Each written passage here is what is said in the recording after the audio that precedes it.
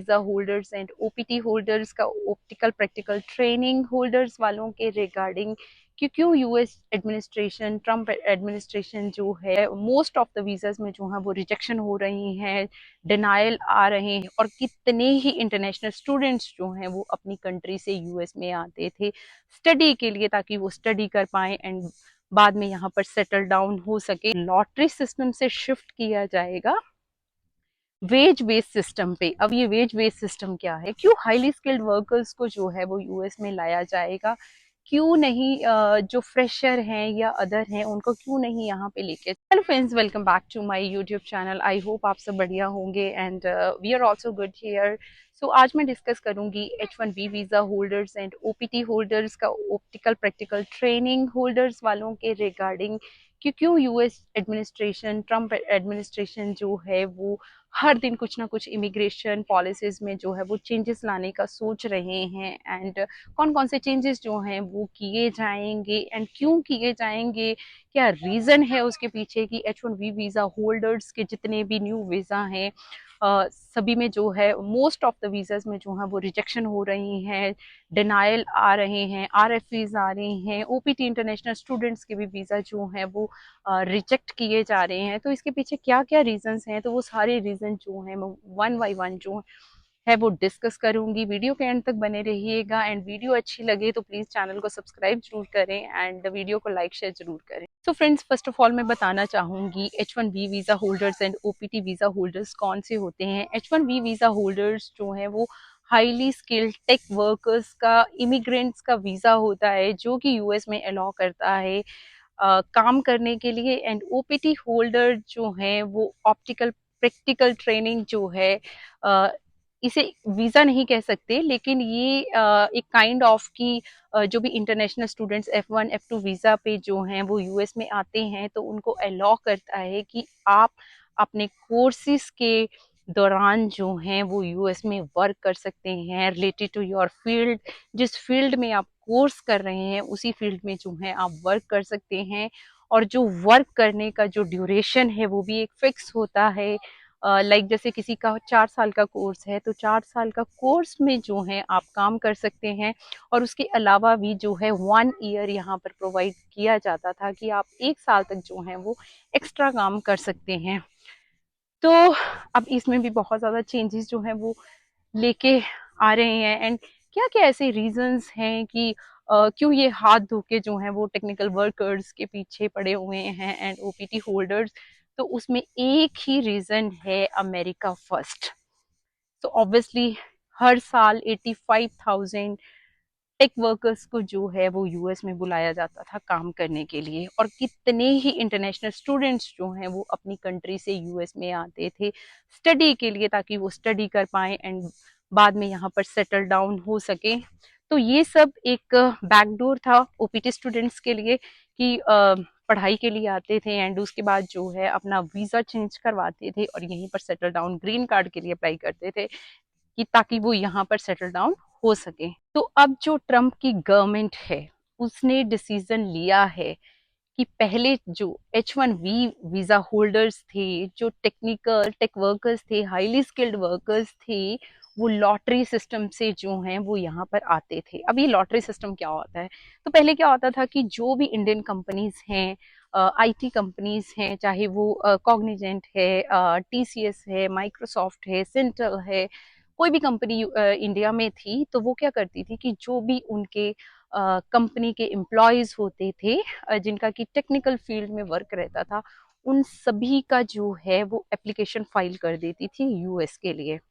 तो उसमें क्या होता था कि लॉटरी में जो है वो एप्लीकेशंस भेजी जाती थी और रैंडमली हर साल जो है वो लॉटरी में जिन जिन एम्प्लॉयज का या जिन जिन वर्कर्स का नाम आता था उन सभी का जो है वीजा लग जाता था एंड वो लोग यूएस में काम करने के लिए आ जाते थे। तो पहले जो था, इट डजेंट मैटर कि किसी के पास कोई एक्सपीरियंस है या नहीं है, अगर चाहे वो फ्रेशर ही है, लेकिन अगर उसका लॉटरी में नाम आ जाता था तो वो यूएस में आ जाता था। इट डजेंट मैटर कि उसके पास कोई एक्सपीरियंस है पीछे या नहीं है, या उसके पास स्किल्स हैं या नहीं है। तो ये सब चीज़ें कोई मैटर नहीं करती थी। तो अब ट्रम्प गवर्नमेंट जो है इस चीज़ को स्कैम बता रही है कि it was kind of scam. ये स्कैम था कि कोई चाहे हाई स्किल्ड है या नहीं है, लेकिन उसका वीजा लग जाता था कि जैसे रैंडमली जो है वो लॉटरी में जिस भी वर्कर का नाम आता था तो वो यूएस में जो है वो आराम से काम कर सकता था। लेकिन अब ऐसा नहीं होगा। अब क्या होगा कि यहाँ पर लॉटरी सिस्टम से शिफ्ट किया जाएगा वेज बेस्ड सिस्टम पे। अब ये वेज बेस्ड सिस्टम क्या है? तो वेज बेस्ड सिस्टम में क्या होगा कि एक्सपीरियंस के साथ जिसके पास जो है एक्सपीरियंस ज्यादा होगा, एक्सपीरियंस के साथ साथ जो है जिसकी सैलरी भी बहुत ज़्यादा होगी, आई मीन कि पैकेजेस जिनके बहुत ज़्यादा होंगे या यहाँ पर जिनकी हाई वेज सैलरी होगी, सिर्फ उन्हीं वर्कर्स को यहाँ पर जो है वो बुलाया जाएगा, बाकी किसी को भी यहाँ पर नहीं बुलाया जाएगा। तो इसके कारण लाखों स्टूडेंट्स, लाखों वर्कर्स, टेक वर्कर्स के लिए जो है वो यूएस में आने का रास्ता जो है वो कम्प्लीटली बंद हो जाएगा। सो फ्रेंड्स, अब मैं इसमें बताना चाहूंगी कि इस पॉलिसी में जो है ये इमिग्रेशन पॉलिसी है, इसमें क्यों चेंजेस लाए जा रहे हैं, क्यों हाईली स्किल्ड वर्कर्स को जो है वो यूएस में लाया जाएगा, क्यों नहीं जो फ्रेशर हैं या अदर हैं उनको क्यों नहीं यहाँ पे लेके जाएगा। तो मैं यहाँ पे एक बात बताना चाहूंगी। यूएस में क्या होता है, यूएस में कोई भी वर्कर है, जितनी ज्यादा सैलरी होगी उतना ही ज्यादा टैक्स डिडक्शन होता है। यहाँ पर डिपेंड करता है सैलरी पर, किसी का 27% होता है, किसी का 35 होता है। इट डिपेंड्स कि आपकी इनकम कितनी है यहाँ पर साल की। जितनी ज्यादा वेज होगी यहाँ पर उतनी ज्यादा टैक्स डिडक्शंस होंगी और उतना ही इस कंट्री को पैसा जाएगा, उतनी ही ये कंट्री जो है वो डेवलप होगी, उतनी ही इस कंट्री की, अमेरिका की जो है वो इकोनॉमी स्ट्रांग होगी। तो यही रीज़न है। एंड नेक्स्ट रीज़न है कि हर साल जो है जैसा कि मैंने बताया 85,000 स्टूडेंट्स जो हैं, आई मीन टेक वर्कर्स जो हैं वो यूएस में काम करने के लिए आते हैं। जो भी लॉटरी सिस्टम था तो उससे क्या होता था कि यहाँ पर छोटे से लेके बड़ी जॉब्स तक, मत I mean high paying job से छोटी जॉब्स तक, सब जो थे वो इमिग्रेंट्स ही बैठे हुए हैं। किसी भी कंपनी में चले जाइए आप। तो उससे क्या होता था कि जो अमेरिकन सिटीजन्स हैं इनकी जॉब जो है वो चली जाती थी कि ऑब्वियसली हाईली स्किल्ड वर्कर्स हैं उनको ही जॉब्स मिलेंगी और इन लोगों को जो है वो जॉब में बहुत ज़्यादा दिक्कत आ रही है। तो ये भी one of the main reason है कि ये लोग हाईली स्किल्ड वर्कर्स को ही यहाँ पर ला के छोटी छोटी जॉब्स जो हैं वो अपने सिटीजन्स के लिए जो है वो जनरेट करना चाहते हैं, ताकि इनकी इकोनॉमी जो है वो स्ट्रांग बन पाए एंड इनका देश जो है वो डेवलप कर पाए। सो इसमें नेक्स्ट है ओपीटी स्टूडेंट्स का। तो ऑब्वियसली ओपीटी जो था ये भी एक बैकडोर था इंडियन स्टूडेंट्स के लिए, या जो भी इमिग्रेंट्स स्टूडेंट्स यहाँ पर आते थे ओपीटी लेते थे एंड उसके बिहाफ पे यहाँ पे अपने कोर्सेज के दौरान जो है वो काम करते थे एंड उसके बाद भी 1 ईयर तक वो लोग एलिजिबल होते थे कि यूएस में काम कर सकें। एंड उसके बाद जब कंपनीज में उनको जॉब मिल जाती थी या कंपनीज जो है वो हायर कर लेती थी तो वो अपना जो F1 वीज़ा था या F2 वीज़ा था उसको कन्वर्ट करवा देते थे H1B वीज़ा में। एंड H1B वीज़ा के बाद जो है वो ग्रीन कार्ड के लिए अप्लाई कर देते थे और उनका मेन मकसद जो है, मेन मोटिव जो होता था वो यूएस में सेटल डाउन होने का होता था।